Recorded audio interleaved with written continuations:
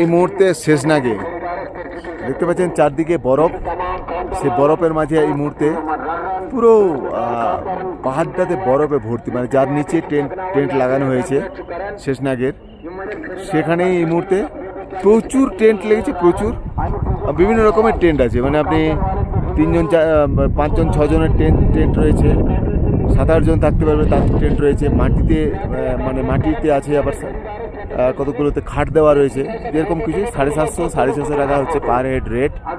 এবার আমরা একটা টেন্ট পুরো নিয়ে নিয়েছি। এখন প্রচুর মানুষ আসছেন টেন্টে থাকার জন্য। কালকে সকালবেলায় আবার এখান থেকে বেরিয়ে পঞ্চতারণী এখান থেকে প্রায় 13 থেকে 14 কিলোমিটার মতো।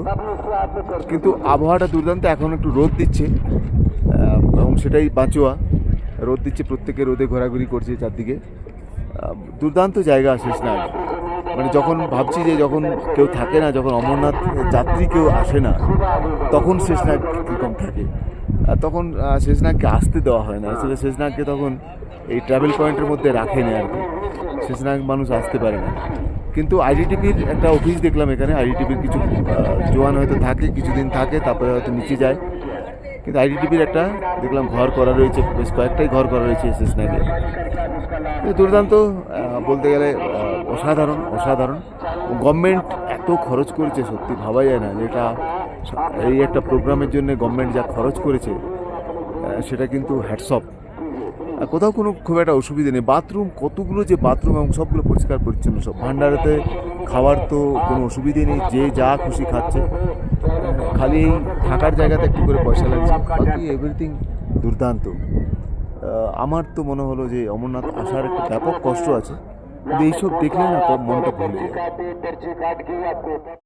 এখন আমরা ঢুকেছি, একটা টেন্টে 6জন 7জন করে থাকে, মানে যেগুলোতে দেওয়া আছে কম্বল আর গদি দেওয়া আছে আর খাটিয়া দেওয়া আছে, ক্যাম্প খাট। সেইটাতে আমরা পুরো টেন্টটাই নিয়ে নিয়েছি। একজনের 750 টাকা করে নেওয়ার কথা, আমরা পুরো টেন্টটা 4500 টাকাতে নিয়েছি। টেন্টটাতে আমরা 3জন থাকবো। তো এই টেন্টটা, এই হচ্ছে টেন্ট। এমনিতে বেশ গরম লাগছে এখন, বাইরে প্রবল ঠান্ডা, যেহেতু চারদিকে প্রচুর বরফের মাঝে রয়েছি প্রায় বলতে গেলে। তো এই টেন্ট, সেই টেন্টে এখন আমরা, দুর্দান্ত টেন্টটা, ভালো, পুরনো গোছের, কিন্তু বেশ ভালো লাগছে। আজকে রাত্রে ব্যাপক ঘুম হবে সবার। ধন্যবাদ সবাইকে, ভালো থাকবেন সবাই। অবশ্যই লাইক করবেন, ফলো করবেন পেজটিকে। পুরো অমরনাথ যাত্রার বিবরণটা দেব ইউটিউবে, এটা কেটে কেটে আপনাদেরকে দেখাচ্ছি একটু একটু করে। ভালো থাকবেন সবাই। যে টেন্টের অবস্থাটা দেখছেন, মালপত্র নিয়ে পুরো শুয়ে পড়েছি। চলুন।